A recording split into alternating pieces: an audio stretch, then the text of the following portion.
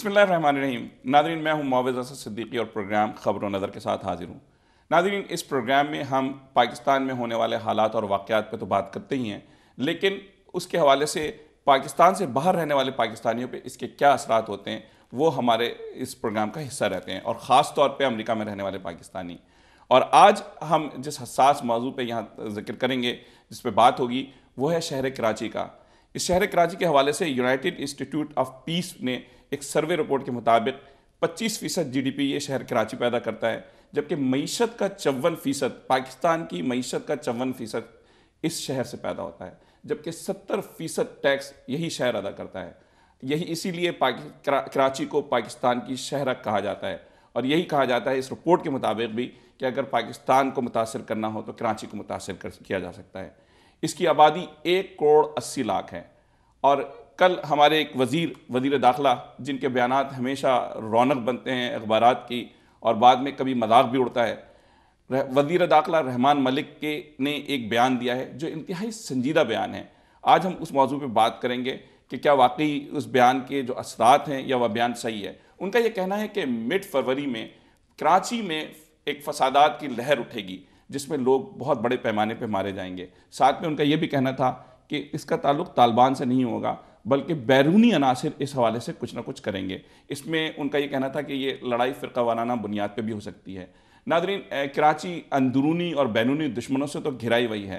اس میں ہمارے جو پاکستان سے لگے ہوئے ممالک ہیں، جس میں ایران ہے، افغانستان ہے، چین ہے اور انڈیا، ان کا اشارہ کس طرف ہے؟ یا بہت سے لوگ جس طرح امریکہ کو اپنا دشمن سمجھتے ہیں، کیا اشارہ ان کا امریکہ کی طرف ہے؟ کیا ان کے بیانات کو اسی طریقے سے سنجیدہ لینا چاہیے یا نہیں چاہیے؟ اس پہ آج ہم بات کریں گے، کیونکہ اگر ان کا بیان غیر سنجیدہ ہے، اس کے باوجود بھی یہ بہت اہم موضوع ہے۔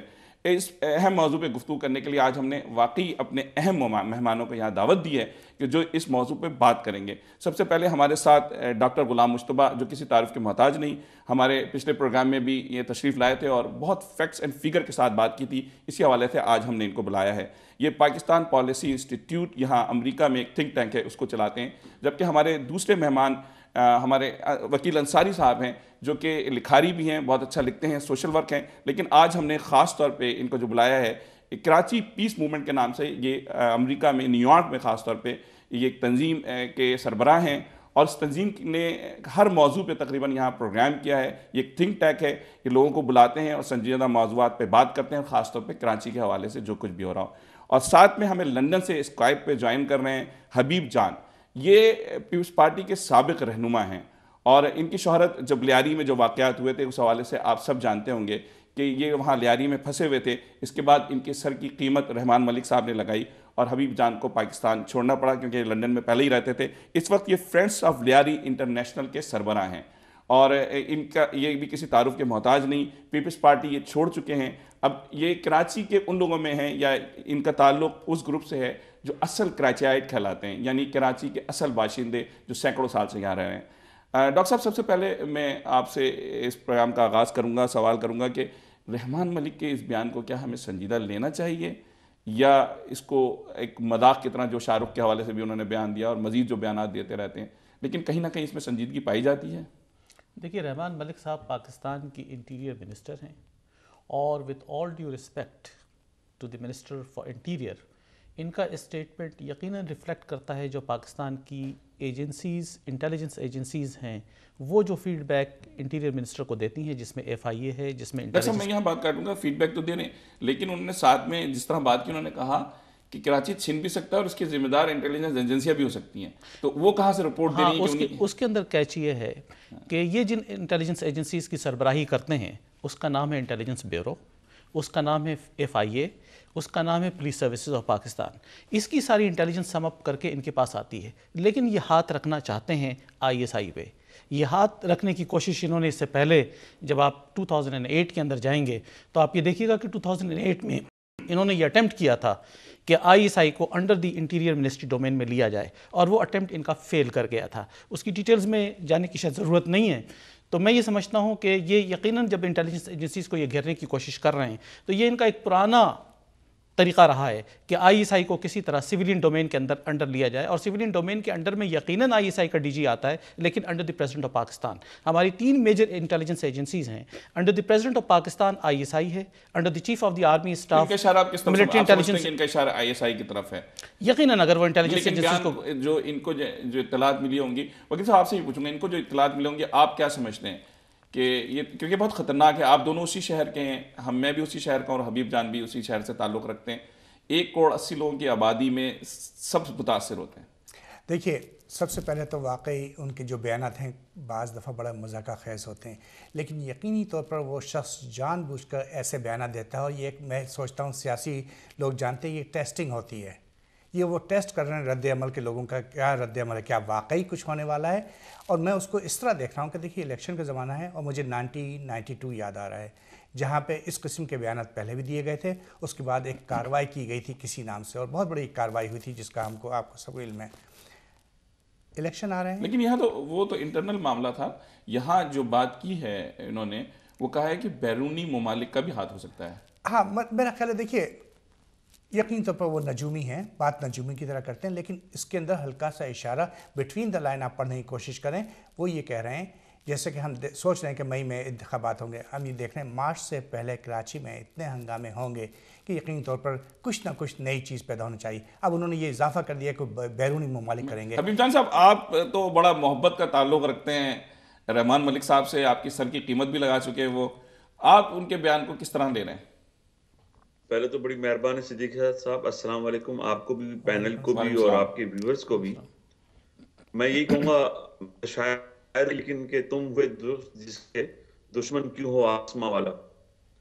رحمان ملک صاحب نے وہ کام کیا جو دشمن بھی نہیں کر سکے، اور ان کے اس کل کے بیان نے نہ صرف پاکستان کراچی کا اسٹاک ایکسچینج ڈاؤن کر دیا ہے، بلکہ تاجر عام آدمی ایک عجیب سی کیفیت میں مبتلا ہے. اور میں سمجھتا ہوں کہ رحمان ملک نے وہی کام کیا جو ہندوستان، اسرائیل اور دوسرے دشمن چاہتے ہیں. تو میں سمجھتا ہوں یہاں تو بیرونی ملک کا ہاتھ آپ بتا رہے ہیں نا، اس کا مطلب یہ ہے. تو میں سمجھتا ہوں کہ پاکستان کی ایجنسیاں اگر کوئی ایسی بات تھی بھی تو رحمان ملک وہ خفیہ لیٹر لکھ کر پابند کرتے تمام جن ایجنسیوں کا کل انہوں نے ذکر کیا تھا کہ جناب یہ صورتحال کریٹ ہونے کو جا رہی ہے. اور فروری میں کیا ڈرا رہے ہیں رحمان ملک صاحب؟ جب سے یہ آئے ہیں شمی، یہ قسمت تو دیکھیے رحمان ملک صاحب، جب سے آپ آئیں عجیب صورتحال ہے، نہ کاروبار ہے، معاشی طور پہ کراچی برباد ہوا ہے، فیکٹریز میں آگے لگ رہی ہیں، تجارت نہ ہونے کے برابر ہے. اور میں تو کہتا ہوں کہ اللہ کل یہ حکومت کے 5 سال پورے ہوتے ہیں تو آج ہو جائیں، تاکہ رحمان ملک جس سے کم از کم لوگوں سے ہماری جان چھوٹ جائے. دیکھیں، یہ رحمان ملک سے جان بھی چھڑوا رہے ہیں، اور یہ براہ راست رحمان ملک جو ہے وہ بہار کا اشارہ کر رہے ہیں، یا رحمان ملک کی طرف اشارہ کر رہے ہیں. لیکن اسی جو بہت ہی معتبر ادارہ ہے یونائٹڈ انسٹیٹیوٹ آف پیس جو ہے، اس کے ایک سروے کے مطابق جو یہاں کلنگ ہیں اور جو فسادات ہیں، اس میں زیادہ تر جو ملیٹنٹ ہیں، جو مذہبی بنیادوں پہ مدرسے کے حوالے سے ہیں. لیکن خاص طور پہ انہوں نے ذکر کیا ہے کہ جو سیاسی جماعتوں کے جو ملیٹنٹ ونگ ہیں، اس میں انہوں نے تقریباً کہا ہے کہ سبھی کے پاس ہے، لیکن 3 کو انہوں نے خاص طور پہ کہا ہے، جس میں MKM شامل ہے، ANP شامل ہے، اور پیپلز پارٹی شامل ہے. ان کا یہ کہنا ہے کہ اس انسٹیٹیوٹ کے مطابق کہ یہ تینوں ان کے ملیٹنٹ ونگز ہیں، اور اگر امن لایا جا سکتا ہے تو ان کے درمیان لایا جا سکتا ہے. تو اب بیرونی ملک جو ہے ان پہ بھی الزام لگ رہا ہے، یہ رحمان ملک پہ الزام لگا رہے ہیں، اور یہ انسٹیٹیوٹ یہ بات کہہ رہا ہے. تو آپ اس کو کس طریقے سے دیکھتے ہیں؟ دیکھیے، اس کے اندر صدیقی صاحب ہمیں 2-3 چیزیں دیکھنی پڑیں گی. پہلی بات یہ کہ بیرونی ممالک اور پڑوسی ممالک سے آپ کیا ڈیفائن کرنا چاہتے ہیں. پاکستان کے ویسٹ پر ایران ہے، پاکستان کے نارتھ پر افغانستان ہے، اور پاکستان کے ایسٹ پر ہندوستان ہے.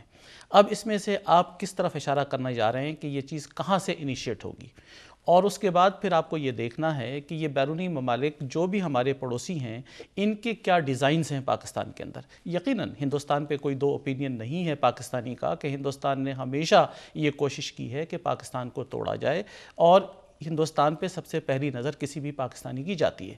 اس کے بعد آئیے افغانستان کے اندر کون سا ایسا ایجنڈا ہے جس کے تحت وہ پاکستان کے اندر انٹروژن کرنا چاہتے ہیں. اور پھر آپ ایران کی طرف آئیے تو ایران کو اس کی ضرورت کیا پڑ رہی ہے کہ پاکستان کے اندر انٹروژن کرے. اگر پاکستان کے اندر ایتھنک وائلنس ہوتی ہے تو اس ایتھنک وائلنس کا بینیفیشری کون ہوگا؟ یعنی کراچی کے اندر اگر مہاجر اور پٹھان کوئی جھگڑا کھڑا ہوتا ہے یا مہاجر پنجابی جھگڑا کھڑا ہوتا ہے یا کسی اور کے درمیان جھگڑا کھڑا ہوتا ہے تو اس کو آپ کس طرح لیں گے؟ اور اگر پاکستان کراچی کے اندر سیکٹیرین فسادات شیعہ اور سنی فسادات ہوتے ہیں تو اس کو کس نظر سے دیکھیں گے؟ انہوں نے جیسے طالبان کو بھی باہر کیا اور لیکن ساتھ میں یہ کہہ رہے ہیں فرقہ وارانہ فسادات کا بھی انہوں نے شبہ ظاہر کیا ہے. جی جی. تو اس میں تو اشارے آئی ڈونٹ نو کہ کس کو وہ کہنا چاہ رہے ہیں. دیکھیے ایک چیز ہمیں بڑی اچھی طرح سمجھنی چاہیے کہ اس پورے ریجن کے اندر اگر میکرو لیول پہ آپ یہ دیکھیں تو فرقہ وارانہ فسادات کئی جگہوں پر ہو رہے ہیں. عراق کے اندر آپ دیکھیے، آپ اس کے بعد سعودی عربیہ کے اندر دیکھیے، بحرین کے اندر دیکھیں، کویت کے اندر دیکھیں، اور جتنے اس ریجن کے اس بیلٹ میں جتنی بھی کنٹریز ہیں اس میں کہیں نہ کہیں اس بات کی کوشش کی جا رہی ہے کہ اسے اسپارک کیا جائے. ہمیں اس چیز کی کوشش کرنی چاہیے کہ اگر ایسی کوئی انٹیلیجنس رپورٹ ہمارے پاس آئی ہے جو پاکستان کے اندر ایسی سچویشن کریٹ کرے گی، تو جیسے بہت اچھی بات ابھی حبیب جان صاحب نے کہی کہ دیکھیے اس ایک اسٹیٹمنٹ نے مارکیٹ کو کریش کر دیا، اور ایک پوائنٹ کریش ہونے کا مقصد یہ ہے کہ 50 کروڑ روپے آپ نے ضائع کر دیے، اور کئی پوائنٹس جب آپ نے اس پہ کریش میں فیس کیا ہے تو یقیناً پاکستان کی اکانومی کو ڈیمیج کیا ہے. اس قسم کی باتیں پبلکلی نہیں لائی جاتی ہیں، اور میں سمجھتا ہوں کہ رحمان ملک صاحب کی اپنی کوئی پولیٹیکل گرومنگ نہیں ہے. ان کا اپنا بیک گراؤنڈ یہ ہے کہ ایف آئی اے کے ڈپٹی ڈائریکٹر سے وہ آگے بڑھتے رہے اور کہیں نہ کہیں سول سروسز سے یہاں تک پہنچ گئے، تو ان کا اسٹیٹمنٹ کبھی بھی پولیٹیکل اسٹیٹمنٹ نہیں ہو سکتا. دیکھیں ان کے بیانات اب واقعی اتنی سنجیدہ پوسٹ پہ ایسے غیر سنجیدہ آدمی بیٹھے ہوئے ہیں، کیونکہ شاہ رخ کے حوالے سے جو بیان ہیں، پھر طاہر القادری صاحب کے حوالے سے، لیکن وکیل صاحب پرابلم تو کراچی میں موجود ہے نا. تو اس میں مطلب ابھی جو ہو رہا ہے اس میں بیرون ملک کا ہاتھ ہے یا اندرونی ہاتھ ہے، یا جو انسٹیٹیوٹ کے حساب سے جو ان کی جو رپورٹ ہے وہ صحیح ہے؟ دیکھیے آج سے 4-5 مہینے سے یہ بات کہی جا رہی ہے کہ پاکستان میں یا خاص طور پہ کراچی میں بہت شدید ہنگامے ہوں گے، اور یہ بلڈ اپ ہو رہا ہے. میرا خیال ہے آج سے 3 مہینے پہلے لوگوں کا خیال تھا اینڈ آف دسمبر کچھ ہنگامے شروع ہو جائیں گے. اللہ کا شکر ہے کہ وہ ہنگامے نہیں ہوئے اور دب گئے. لیکن خاص طور پہ آپ جو صورتحال ہے فرقہ وارانہ فسادات، جو کچھ کوئٹہ میں ہو رہا ہے، جو کچھ کراچی میں ہو رہا ہے، تو اس کے حوالے سے کہا جا سکتا ہے کہ کہیں پہ چنگاری موجود ہے اور کوئی تیل لے کے کھڑا ہوا ہے کہ آگ یہ بھڑک جائے. اور میں اس میں سوچتا ہوں کہ بہت بڑا ہاتھ اس قسم کے بیانات کا ہے کہ وہ واقعی اس چنگاری کو آگ بنانا حبیب جان چاہتے ہیں. صاحب، چنگاری کو آگ بنانے کی بات کی جا رہی ہے، لیکن ہم گزشتہ اسی رپورٹ کے حوالے سے اگر ہم گزشتہ 8 سال کی فگر دیکھتے ہیں تو کراچی میں تقریباً 8000 افراد مارے گئے، جبکہ صرف جو اس 2012 میں، جو کہ مجھے اس سے زیادہ لگتے ہیں جو ہمارے پاس رپورٹ آتی ہیں، اس میں تقریباً یہ کہتے ہیں کہ 1200 سے زائد لوگ اس میں ان جھگڑے 2700 لوگ مارے گئے اس جھگڑے میں. اس میں جو زیادہ تر ہیں وہ ہیں ٹارگٹ کلنگ کے، یعنی 1345، جبکہ فرقہ وارانہ فسادات جو ہے اس میں 226 افراد مارے گئے. تو آپ اس کو کس طریقے سے دیکھتے ہیں کہ یہ ٹارگٹ کلنگ تو پولیٹیکل پارٹی کے حوالے آ جاتے ہیں، جبکہ دوسری طرف جو اگر فرقہ وارانہ کی بات کی جاتی ہے جس میں بیرونی ہاتھ بھی تلاش کریں تو 225 قتل ہیں. آپ کیا دیکھتے ہیں کہ واقعی آپ تو پیپلز پارٹی کا حصہ رہ چکے ہیں، یہ بات صحیح ہے؟ میں آپ کی بات سے یوں کروں گا کہ جناب جیسے ملک صاحب کی بات ہو رہی تھی، انہوں نے ہمیں فروری کے مہینے سے ڈرایا ہے. ہم پوچھتے ہیں کہ جناب تو کیا جنوری، دسمبر، نومبر، اکتوبر اچھے تھے؟ ہر موسم ہر مہینہ ہی خراب تھا، اسکورنگ سینکڑوں میں ہی ہیں اور بات ہزاروں تک پہنچی ہے. تو بہرحال اب بات یہ کریں کہ ٹارگٹ کلنگ اور دوسرے فسادات، اب کراچی ایک ملٹی کلچر سوسائٹی بنا ہوا ہے اور ایک طرح کا معاشی ہب ہے ہمارا. اور کراچی ایک مائی باپ سٹی تھا اور ہم سب جانتے ہیں اس کی راتیں جاگتی تھی جس طرح نیو یارک میں ہم اور سب جاگتے تھے، جس طرح لندن جاگتا ہے کہ never slip, Karachi life never slip. ہم نے آپ کو رات کو کبھی کھانا کھانا ہو تو خاردہ چلے جائیں، سبزی منڈی چلی جائیں، لس بیلا چلے جائیں. کراچی جیتا جاگتا شہر تھا. بالکل. لوگ یعنی کہ یوں سمجھ لیں ایک ٹرانزٹ سٹی بھی تھا. بنگالی آتے تھے، برمیز آتے تھے، افغانی آتے تھے، ایرانی آتے تھے. یعنی کراچی ایک لحاظ سے انہوں نے ایک بات کہہ رہے ہیں کہ کراچی ایک ملٹی کلچرل اور ملٹی ایتھنک سوسائٹی بنا ہوا تھا. ایک رپورٹ ہے جس پہ اس کی جو ہے اس کے حساب سے ان کا تو یہ کہنا ہے کہ تقریباً 45% کے قریب جو ہے اردو اسپیکنگ ہے، جبکہ 17%. اس پہ بات ہو سکتی ہے، لیکن میں نے جو سروے ایک کمپنی کا بڑھا اس پہ بہت سے لوگوں نے اعتراض بھی کیا ہے، لیکن ان کے مطابق تقریباً 45% اردو اسپیکنگ ہے. صدیقی صاحب میں آپ کی بات کاٹنا چاہوں گا معذرت کے ساتھ. میں تو کہتا ہوں 45% اردو اسپیکنگ نہیں ہے، بلکہ میں تو یہ کہوں گا کہ پشتون، بلوچ بھی اپنے آپ کو اردو بولنے والے سمجھنے لگے تھے. لیکن میں جانتا ہوں اپنے گھر کی بہنوں کو، ماؤں کو اور اپنے دوستوں کو کہ وہ اردو بولنے کی اس قدر عادی ہو گئے تھے کہ ٹوٹی پھوٹی گرامر کی غلطیاں بھی ہوتی تھی، لیکن ہم اردو بول لیکن کر اس کو اپنے آپ کو آپ بات سمجھیں، بات صحیح ہے. دیکھیں کراچی میں رہنے والا ظاہر بات ہے کہ آپ اصل کراچیائٹ ہیں، لیکن کراچی میں رہنے والا ہر آدمی اس کو کراچی سے محبت ہونی چاہیے، جس طرح ہم نیو یارک میں رہتے ہیں اور ہم اس کی بہتری چاہتے ہیں. اسی طریقے سے اس میں کوئی بات نہیں ہے. لیکن جو اس میں اس فکر کے حوالے سے کہہ رہا ہوں، جو لوگ مائگریٹ کر کے آئے، اور بات ان کی صحیح ہے، ہم نے تو ہمیشہ محبتیں دیکھی ہیں وہاں، اور آج بھی جعلی لڑائیاں لگتی ہیں، لیکن اس کے باوجود جو ایک فگر انہوں نے دی ہے، اس کے ساتھ انہوں نے یہ کہا کہ جس میں 17% پشتون بھی ہو گئے ہیں، اس کے بعد 11% پنجابی، پھر سرائکی ہیں 3%، سندھی 6% ہیں.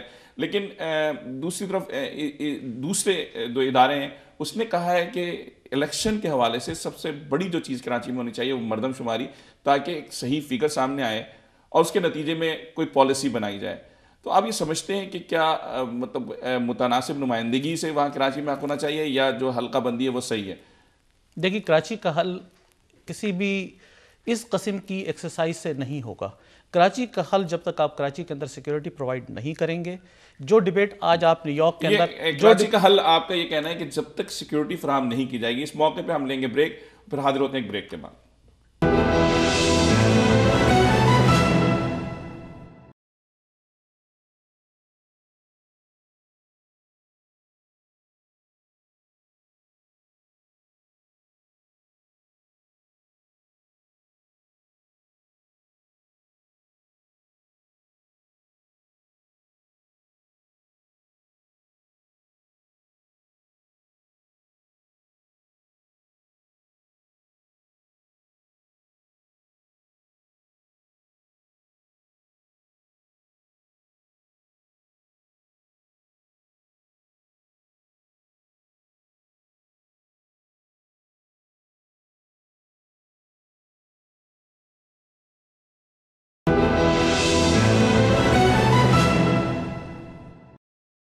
ویلکم بیک ناظرین. بریک سے پہلے ہماری بات ہو رہی تھی کہ کراچی کو سیکیورٹی فراہم کی جائے. آپ سمجھتے ہیں کہ کراچی کو صرف سیکیورٹی فراہم کر دی جائے مسائل حل ہو جائیں گے؟ سیکورٹی سے پہلے آپ نے بڑی ایک اچھی بات کہی کہ مردم شماری کے حوالے سے کراچی میں مردم شماری کی جائے. کیوں کراچی میں کیوں کی جائے؟ کیوں نہیں پورے پاکستان میں کی جائے؟ آخر صرف آپ کراچی کو ہر چیز کا ٹارگٹ کیوں بنانا چاہتے ہیں؟ ٹھیک ہے کراچی میں مسائل ہیں، لیکن یہ خاص طور پہ پورے پاکستان کا مسئلہ ہے. ہمارے پاس تقریباً پنجاب کے اندر 1 کروڑ سے زیادہ جعلی ووٹ ہیں. اگر آپ سمجھتے ہیں کہ جعلی ووٹ نہیں ہیں جو کہ آ چکے ہیں، تو مردم شماری بہت ضروری چیز ہے، ہونی چاہیے اور پورے پاکستان میں ہونی چاہیے. اسی رپورٹ نے کراچی کو خاص طور پہ ٹارگٹ کر کے کہا. اس لیے دیکھیں پرابلمس تو یہاں ہیں. اس موقع پہ میں اپنے ناظرین کو بھی بتانا چاہوں کہ اس موضوع پہ ایم کیو ایم کے کسی نمائندے کو ضرور ہونا چاہیے تھا.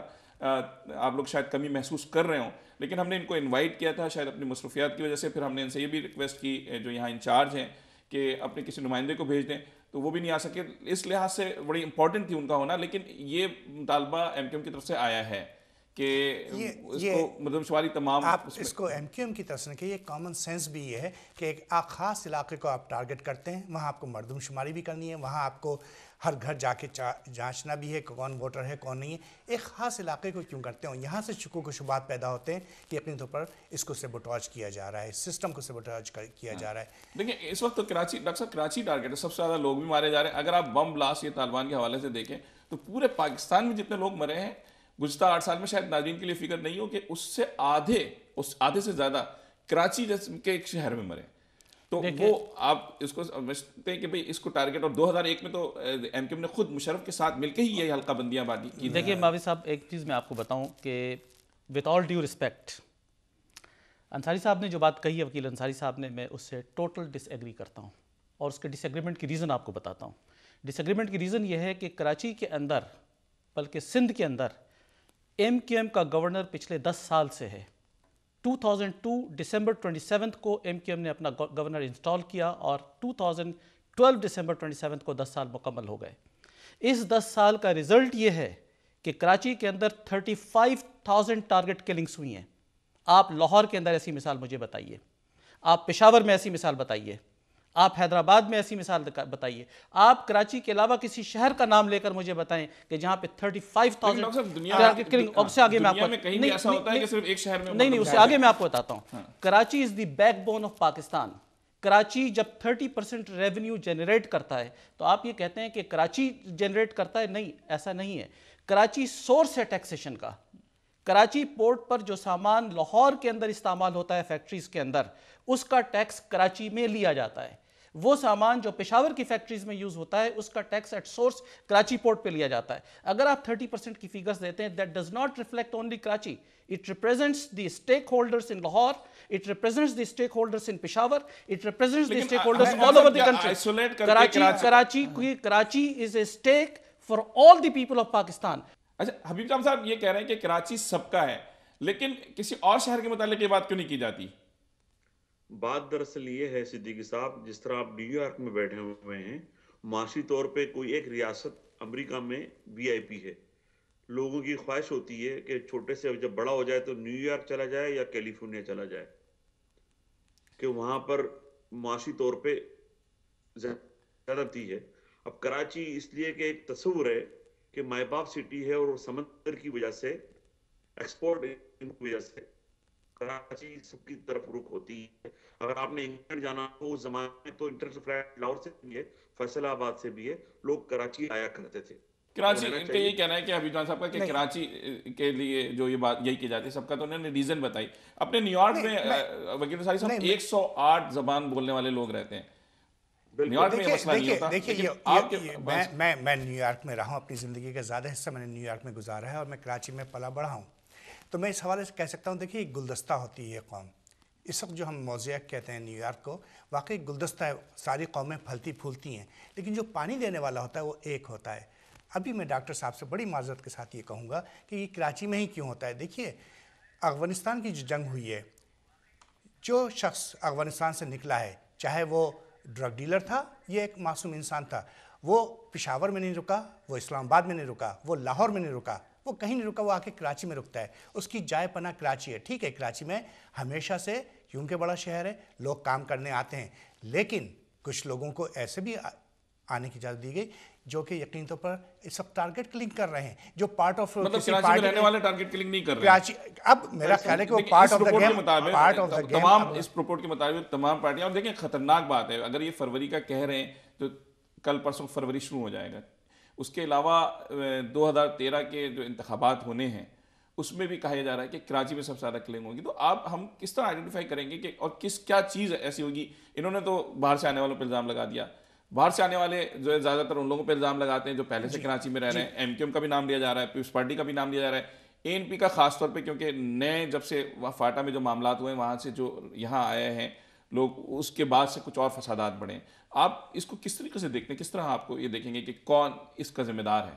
دیکھیے وکی لیکس کو اگر آپ اسٹڈی کریں اور امریکن کیبل رپورٹس کو دیکھیں تو امریکن کیبل رپورٹس کے اندر یہ بات سامنے آ گئی ہے کہ ایم کیو ایم کے پاس 15,000 ٹیررسٹ ورکرز موجود ہیں. یہ بات اب کسی سے چھپی نہیں ہے. تو یہ 15,000 کا جماعت اسلامی کے ساتھ نام کیوں نہیں آیا؟ اس 15,000 کا نام کسی مسلم لیگ کی پارٹی کے ساتھ کیوں نہیں آیا؟ پھر میں آپ سے سوال کرتا ہوں کہ آپ یہ بتائیے کہ اگر ایم کیو ایم کا یہاں پر اس وقت کوئی ریپریزنٹیٹیو ہوتا تو میں یہ سوال کرتا کہ کینیڈا کے اندر 2 کیسز ہیئر ہوئے ہیں اور 2 کیسز کے اندر کینیڈین گورنمنٹ نے یہ کہا ہے کہ شک ظاہر کیا ہے کہ M Q M is a terrorist organisation. اس کی بنیاد پہ انہوں نے ایمنسٹی نہیں دی. اور یہ کیسز کے اندر آپ ایم ایل اے جو ان کی ممبر لیجسلیٹو اسمبلی ہیں، جو ایم پیز ہیں، جس میں نام میں آپ کو لیتا ہوں، جس کے اندر ایلن نے آ کر یہ بات کہی کہ جی از اے ڈکلیئرڈ ٹیررسٹ آرگنائزیشن. اس کے علاوہ امریکہ کے اندر جو کیس ہوا ہے شہرزاد سیزر کا، اس کیس کے اندر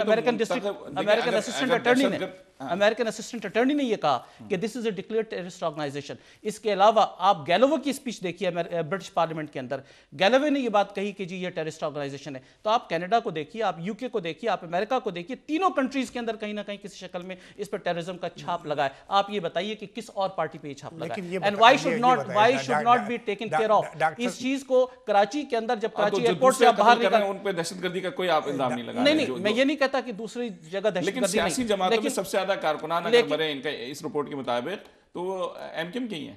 نہیں، ایسا نہیں ہے. سیاسی کارکنان میں حکیم سعید مرے، سیاسی کارکنان میں ایم این اے ظہیر اکرم ندیم مرے، سیاسی کارکنان کے اندر ابھی تازہ ترین آپ یہ دیکھیے کہ ڈاکٹر محمود کو مرڈر کیا گیا.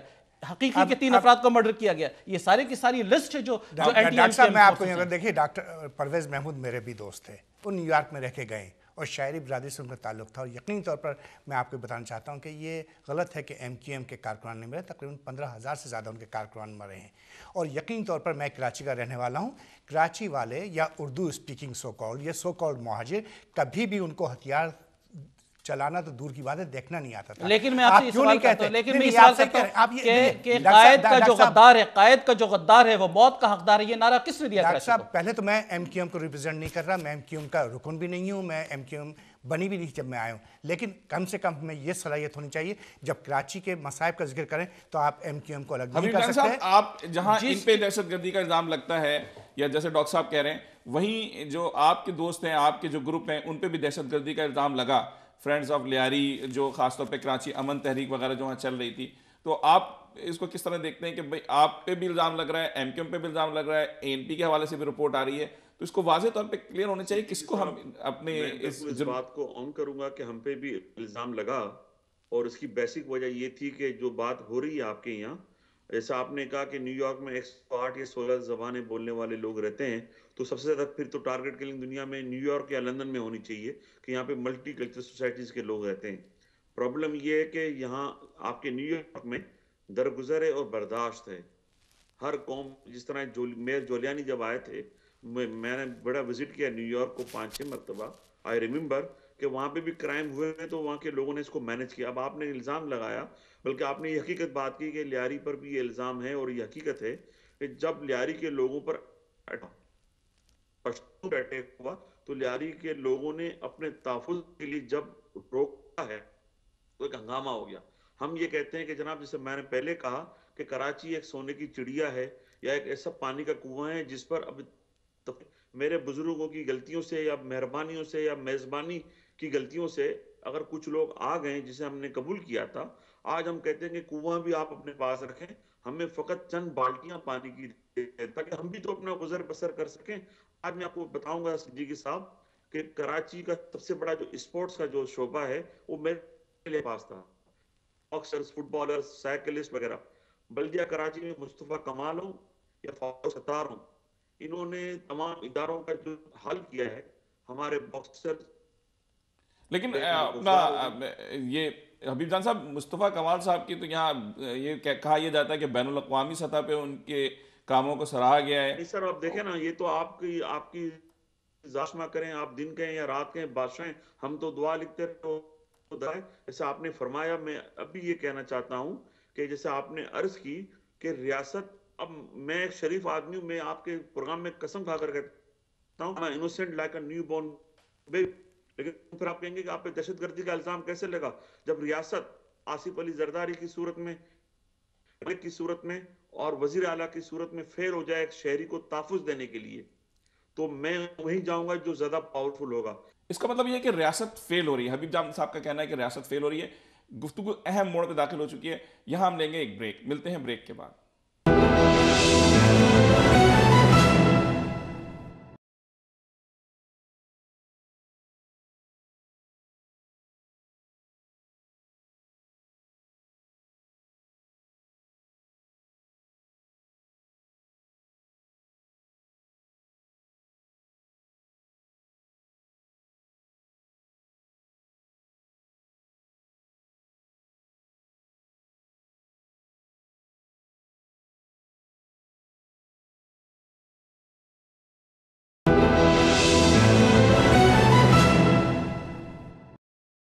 ویلکم بیک ناظرین.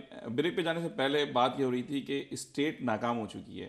اسٹیٹ تو پورے پاکستان میں ہی ناکام ہو گئی, لیکن کراچی کا معاملہ آپ اس طرح لے لیں کہ میں دعوے سے یہ بات کہہ سکتا ہوں کہ کراچی میں کوئی خاندان یا کوئی فرد ایسا نہیں ہوگا جو براہ راست اس سے متاثر نہ ہو, ان واقعات سے, جس میں قتل شامل ہیں, مجرمانہ حرکتیں شامل ہیں. خود اگر اپنی ذاتی بات کروں تو 3 مرتبہ ہمارے گھر میں بھی ڈکیتی پڑ چکی ہے. اسی طریقے سے کسی کی جیب کٹی اور کسی کا فون. یہ ہے صورتحال, اور وہاں اسٹیٹ ناکام ہو چکی ہے. حکومت ایم کیو ایم کی بھی ہے اور پیپلز پارٹی کی بھی. وکیل انصاری صاحب, آپ نمائندگی تو نہیں کر رہے ہیں ایم کیو ایم کی, لیکن کیا ایم کیو ایم کی ذمہ داری نہیں ہے یہ حکومت میں پارٹ ہونے کی وجہ سے آپ کیا سمجھتے ہیں کہ بالکل صرف پیپلز پارٹی کو ہی اس کو؟ ابھی آپ نے اپنے سوال کا جواب خود ہی دے لیا کہ پورے پاکستان میں حکومت کی ریٹ ختم ہو چکی ہے. لیکن دیکھیے کراچی آپ بھول جائیں، لیکن کراچی کو کیوں بھول جائیں؟ ابھی کچھ عرصے پہلے ہی ایک بلدیاتی نظام تھا جو ڈائریکٹ کراچی میں نمائندے تھے. آپ کمشنری نظام لے کے آ گئے. دیکھیے نا، کراچی کے ساتھ آپ ہر قدم پہ زیادتی کرتے رہیں اور پھر آپ لگاتے رہیں بارود اور پھر دیکھیں گلاب کے پھول نکلیں گے. ناممکن ہے، بارود ہی نکلے گا. باسو کون کر رہا ہے؟ یہ حکومت کر رہی ہے. تو حکومت کس کی ہے؟ حکومت میں آپ کو بتا رہا ہوں، مطلب یہ تو ایک لطیفہ ہے. بالکل آپ سے کہہ رہا ہوں حکومت کس آصف کی ہے. علی زرداری کا نام کس نے سجیسٹ کیا تھا صدارت کے لیے؟ دیکھیے میں نے کہا نا، میں کیوں نہیں. سوال یہ ہے کہ چند جگہوں پہ جیسے ایم کیو ایم لوگ اکثر وہ یہ کہتے ہیں اگر ہم حکومت کا حصہ نہ بنے تو ہمارے ساتھ 1992 والا حشر ہوگا. تو میرا خیال یہ ہے کہ اس وقت ہر شخص ایک دوسرے سے بلیک میل ہو رہا ہے، اس کے نتیجے میں کہیں بھی ڈاکٹر صاحب کہیں بھی یہ سکون تو نہیں آ رہا ہے. میں دوسرے جو اور بھی اسٹیک ہولڈرز ہیں ان کی بھی بات کروں گا، لیکن ایم کیو ایم تو ظاہر بات ہے اسٹیک ہولڈرز ہیں. اگر یہ کہا جائے کہ کراچی برباد کیا جا رہا ہے اور آپ جیسے کہتے ہیں کہ ایم کیو ایم دہشت گرد تنظیم ہے، تو اپنے ہی ایک ہی جائے پناہ ہے ان کی اور وہ کہیں اور نہیں جا سکتے ہیں. جو میں سمجھتا ہوں کہ کراچی کے اندر ایک بڑا کھیل کھیلا جا رہا ہے. اور 24 سال سے جب سے ایم کیو ایم آئی ہے، میں ایم کیو ایم کے ایک ناقد کی حیثیت سے آپ سے یہ سوال کروں گا کہ 1988 سے تھمپنگ میجورٹی سے ایم کیو ایم پاور میں آئی، اور کسی ایک گورنمنٹ کا نام لیجئے جس گورنمنٹ میں ایم کیو ایم الائنس کی پارٹی نہیں تھی. تمام گورنمنٹس کے اندر میں اس پہ کہنا چاہوں گا پی ایم ایل این کے ساتھ یہ الائنس کی پارٹی تھی، اس کے بعد پیپلز پارٹی کے ساتھ تھی. کوئی ایسی گورنمنٹ نہیں ہوئی جس میں ایم کیو ایم پارٹی نہیں رہی گورنمنٹ کے اندر. یہ ذمہ داری لا اینڈ آرڈر کو مینٹین کرنے کی، سیکیورٹی دینے کی، اکنامک ترقی کی طرف صوبے کو راغب کرنے کی یا شہر کو لے جانے کی، وہ ذمہ داری کس کی ہوتی ہے؟ وہ جو پاور ہولڈ کرتا ہے. پولیس سروس کس کے انڈر میں ہے؟ ہوم ڈپارٹمنٹ کئی عرصے تک ایم کیو ایم کے پاس رہی.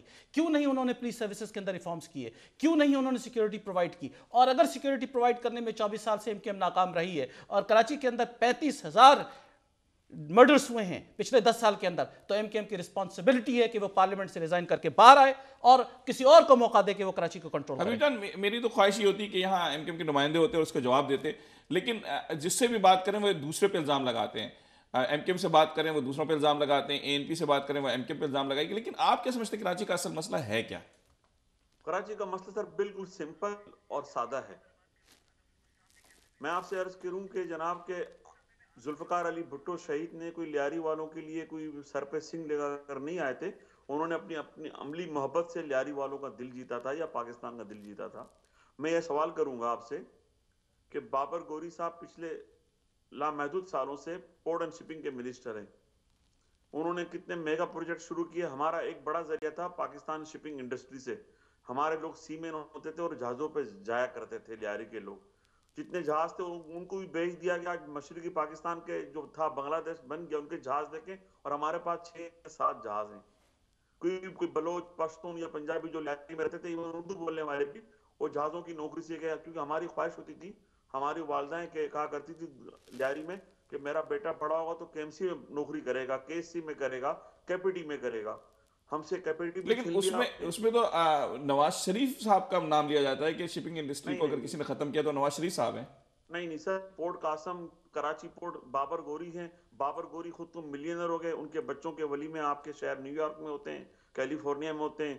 جبکہ وہ لیاری کا جو بیچارہ روزگار تھا، جس کو سیمین کی ایک نوکری ملتی تھی، اس کے بعد وہ سی ڈی سی پاسپورٹ بچوں کو ٹرانسفر ہوتا تھا، وہ ہم سے چھین لیا گیا. بلدیہ کراچی میں آپ بتائیں کہ جب آپ نے 5,000 لوگوں کی کمیونٹی پولیس بنائی، اگر کیا اچھا ہوتا ہے. انگلینڈ کی کرکٹ ٹیم کی طرح اس میں سردار بھی ہوتے، بلوچ بھی ہوتے، پنجابی بھی ہوتے، پختون بھی ہوتے اور اردو بولنے والے بھی ہوتے، تو شہر کے لوگ خوش ہوتے. لیکن آپ نے پرٹیکولر ایک کمیونٹی کی پولیس بنا کے رکھ دی. بلدیہ کراچی میں جب آپ بنے تو آپ نے نہ کوئی پارک چھوڑا، نہ کوئی آپ نے گراؤنڈ چھوڑا. آج بھی بلدیہ کراچی کی پٹیشن موجود ہے. میں سوال پوچھنا چاہتا ہوں جیسے اپنے یہ انصاری صاحب سے، وہ بار بار کہتے ہیں کہ وہ ایم کیو ایم کے نہیں ہے، لیکن باتیں ان کی وہی ہیں جو فاروق ستار کرتے ہیں. میں پوچھنا چاہتا ہوں کہ آپ بتائیں کہ اس شہر میں آپ نے کتنے روزگار کی. بلدیہ کراچی میں آپ نے جتنے بھی دہشت گرد تھے، اجواڑی کی جو اے آئی ٹی رپورٹ تھی، سولت مرزا کی بھی جے آئی ٹی رپورٹ موجود ہے. وہ لائیولی کہہ رہا ہے کہ ہندوستان میں وہ کیسے گئے، ٹریننگ کہاں ہو رہی ہے، 28 مسنگ پرسن لوگوں کا کیا ہوا. تو سر اب مسئلہ یہ ایک ہی سوال، ہم اس چیز کے باوجود کہتے ہیں کہ جناب آج آئیں، محترمہ شہید کہا کرتی تھی کو ختم کرے. बर्दाश्त करें। यानी कराची में इनके कहने का मकसद ये है कि मैं ये बात कर लाना चाहूँगा आपसे भी, ये सवाल एक मैं यही इसको रोकना यहाँ बात करना चाहूँगा इस हवाले से। बहुत ख़ास बात ये है कि कराची में जैसे हमने बताया कि टोटल जितने हज़ारों मर्डर्स, ये कह रहे हैं मेरे पास रिपोर्ट है 8,000 मर्डर्स की, इसी तरीके से 2700 मर्डर्स सिर्फ सन 2012 में हुए हैं। एक कातिल भी आपको कहीं नज़र नहीं आता है कि उसको सज़ा हुई है, चाहे एमकेएम ने किया हो चाहे किसी ने। अभी जो जिन लोगों की रिपोर्टें आई थी, अजमल पहाड़ी हैं, माधुरी हैं, या ANP का भी एक था, उसके वो भी रिलीज़ किया गया ख़ास तौर पे। तो ये समझ में नहीं आता कि क्या सियासी बुनियादों पे फैसले पाकिस्तान को तबाह नहीं करेंगे? बिल्कुल बिल्कुल, ये बिल्कुल सही है कि देखिए वहाँ फैसले सियासी और पार्टी बुनियादों पे ही होते हैं। मुश्किल ये है कि आप लोग MKM को तो सही कह रहे हैं, और मेरा ख्याल है मैं भी वही कहूँगा, लेकिन MKM is part of Pakistani सियासत also, and they have to उस रंग में उनको रंगना है, और जो नज़र भी आ रहा है। लेकिन उसके बावजूद 8,000 लोग तो आपको मरते हुए नज़र आ रहे हैं, 15,000 लोग उनके मरते हुए नज़र नहीं आ रहे। तो यहाँ कहीं इंसाफ हमें काम लेना है। ठीक है, ज़ातियाँ होती हैं। आज यहाँ ब्लैक्स ने जो कुछ किया, अभी जैसे वो न्यूयॉर्क सिटी की बात करें तो मेरे जूलियानी की बेरारवी यहाँ भी थी। इस रोकथाम के लिए MKM ने क्या किया, अगर आप फर्ज करें उनके नाक़द के हैसियत से या उनके हमदर्द के हैसियत से अगर बात करें, देखिए मैं जैसे कि बताऊँ कि मैं कराची में नहीं हूँ, कराची की मैं सियासत देखता हूँ। मैं ये जानता हूँ कि कराची की वो हालत है कि मैं पाकिस्तान वापस नहीं जा सकता। मुझे ये पता है कि कोई ना कोई शख्स ये हालत पैदा कर रहा है। असल में बात डॉक्टर साहब ये बात जो है, क्योंकि कराची और MKM का ऐसा ताल्लुक है कि उसके बगैर गुफ्तगू नहीं हो सकती, इल्ज़ामात लगाए जा रहे हैं। लेकिन अभी हम दोबारा उसी तरफ बात करते हैं जहाँ से हमने रहमान मलिक की तरफ से शुरू किया था मामला, के जो ख़तरा है वो तो अपनी जगह मौजूद है। 2013 के बारे में कहा जा रहा है, और सिर्फ MKM नहीं बल्कि जो मामलात हैं उसमें आप लश्कर जंगवी को देख लें, हरकत मुजाहिदीन की जो है मौजूदगी है वहाँ, जो तालिबान पाकिस्तान है उनकी मौजूदगी है, सिपाही साहबा है, सिपाही मोहम्मद है, मजहबी तंजीमों के विंग्स हैं जो कि मतलब तैयार बैठे हैं, असला सबके पास है। तो किस तरीके से मतलब क्या हुकूमत को सिर्फ बातें करनी चाहिए, ये क्या कुछ करना, मतलब छोड़ दिया जाएगा? रहमान मलिक साहब से मैं एक सवाल आपके तवज्जुह से करना चाहता हूँ कि रहमान मलिक साहब मुझे ये बताएं कि कराची की बागदौड़ जिसके हाथ में है वो तो लंदन में रहता है, और वो पाकिस्तान आने की ज़रूरत भी महसूस नहीं करता, और उसके बाद वो जाता है हिंदुस्तान की इंडिपेंडेंस डे को मनाता है।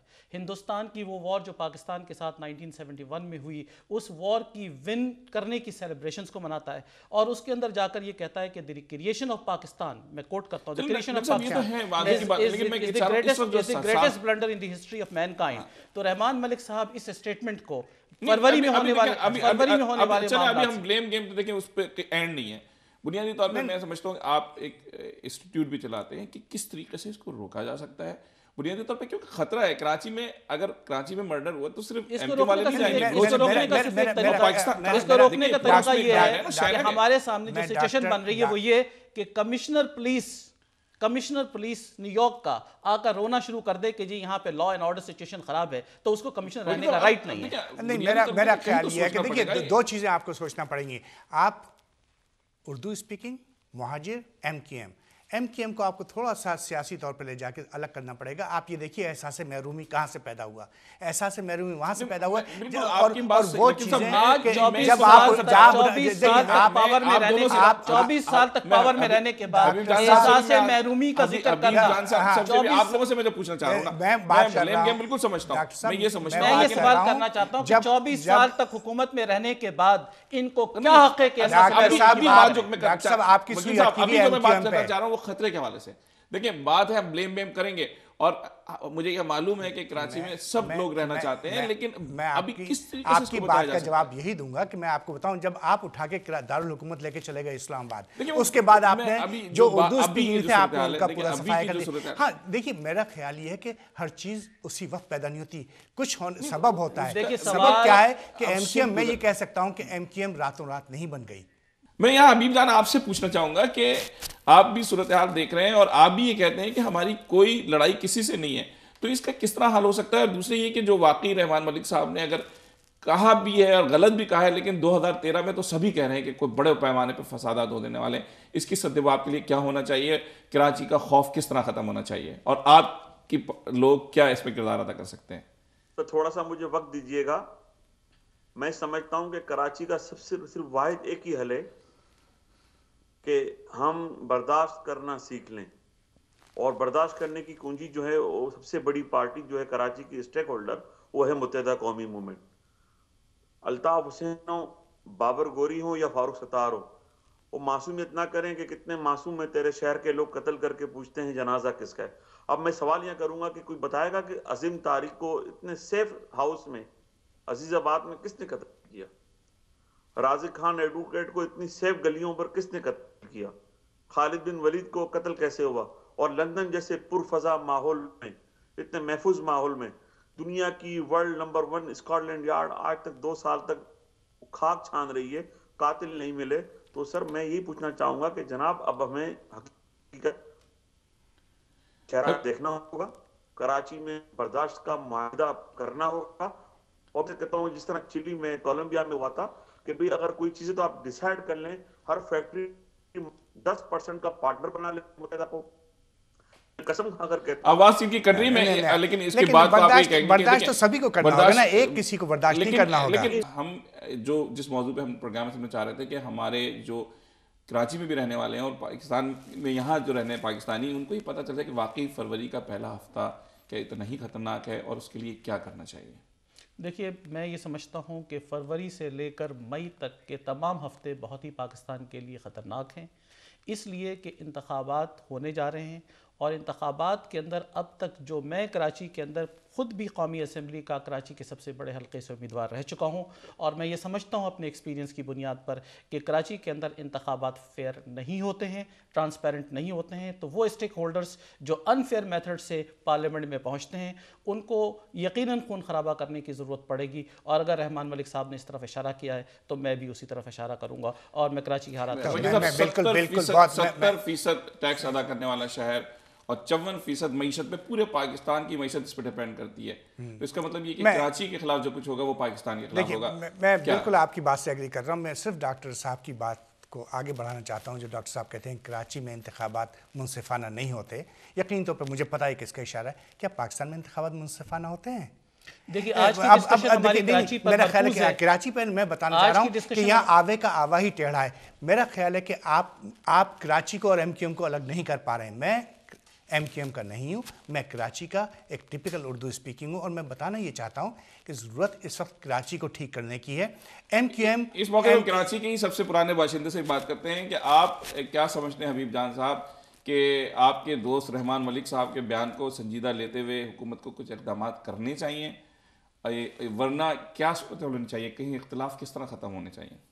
میں تو کہوں گا صدیقی صاحب سب سے پہلے رحمان ملک کو گرفتار کیا جائے کہ اس نے اتنا غیر ذمہ دارانہ بیان کیوں دیا. اس کے ایک بیان سے نہ صرف کاروباری حلقوں میں بے چینی پھیل گئی ہے بلکہ کراچی کے 2 کروڑ عوام جو ہے بے یقینی اور غیر یقینی کی صورتحال کا شکار ہیں. میں سمجھتا ہوں کہ 4.25 سال بڑے مزے لیے ہیں زرداری صاحب نے, رحمان ملک صاحب نے. اب کراچی کو ڈرانے کا اور دھمکانے کا سلسلہ بند ہونا چاہیے. اجمل پہاڑی, سولت مرزا کی جو جے آئی ٹی رپورٹس ہیں, ویڈیو بیانات ہیں, اس پہ سنجیدہ غور ہونا چاہیے. عظیم طارق کے قاتل کون ہیں دنیا جانتی ہے. شہر میں لیاری میں تو کوئی اگر قتل ہو جائے اردو بولنے والا تو آپ کہہ دیں گے کہ جی لیاری کے لوگوں نے مار دیا. میں پوچھتا ہوں کہ جناب عزیز آباد میں بند کمرے میں رات کی تاریکی میں عظیم طارق کا قاتل کون تھا؟ میں سوال کرتا ہوں قوم سے, رحمان ملک سے, صدر پاکستان سے کہ انیس قائم خانی مصطفیٰ کمال کو لندن آنے سے کیوں منع کر دیا گیا ہے, یہ کیوں نہیں آتے تو پوچھا جائے. اور 2 سال سے مسلسل برطانیہ کی پولیس مسلسل چھاپے کیوں مارتی ہے؟ تو یہ ساری چیزیں ہیں کہ ہمارے ادارے نااہل ہو سکتے ہیں, تو کیا اسکاٹ لینڈ یارڈ کے ادارے ہر تحقیق کا رخ انٹرنیشنل سیکریٹریٹ لندن کی طرف کیوں موڑتے ہیں؟ اور میں سمجھتا ہوں آپ کے پروگرام کے توسط سے کہ الطاف بھائی میری یہ ریکویسٹ ہے آپ سے, رابطہ کمیٹی میری آپ سے ریکویسٹ ہے کہ گورنر آپ کا, ڈی ایس پی آپ کا, سینئر وزیر آپ کا, ہر چیز آپ ہمیں حبیب جان صاحب کا یہ کہنا ہے کہ سب کچھ ایم کیو ایم کا ہے, ڈی ایس پی بھی ہے. آپ نے دیکھا کہ اختلافات ہیں اور شدید اختلاف ہیں, سازشیں بھی ہیں. اسی صورتحال میں ان کے بیان کو سنجیدہ لیا جائے یا نہ لیا جائے یہ ایک سوالیہ نشان تو بنتا ہے. لیکن جس طریقے سے اختلاف ہیں اور کوئی بھی ذمہ داری قبول کرنے کو تیار نہیں, کراچی شاید ایک بہت بڑے خطرے سے دوچار ہے. کراچی کا خطرہ پاکستان کا خطرہ ہے, اس لیے کہ کراچی پاکستان کا شہر ہے. اس دعا کے ساتھ کہ حالات میں بہتری ہو جو بظاہر نظر نہیں آتی۔ جانے سے پہلے میں اپنے مہمانوں کا شکریہ ادا کر چلوں، خاص طور پہ حبیب جان صاحب جنہوں نے ہمیں لندن سے جوائن کیا، اس وقت وہاں صبح ہو چکی ہے۔ اس کے ساتھ وکیل انصاری صاحب آپ کا بہت شکریہ، ڈاکٹر صاحب آپ کا بہت شکریہ کہ آپ نے اپنے قیمتی وقت نکال کے اس اہم موضوع پہ گفتگو کی۔ اس کے ساتھ ہی اپنے میزبان معوض اسد صدیقی کو اجازت دیجیے، لیکن اس پروگرام کے بارے میں اپنی رائے دینا نہ بھولیے گا۔ آپ کے ٹی وی اسکرین پہ بھی ہمارا ای میل ایڈریس ہے aajtv@usa.com۔ اپنی رائے ضرور ای میل کریں تاکہ ہم اپنے پروگرام کو بہتر سے بہتر بنا سکیں۔ اللہ حافظ۔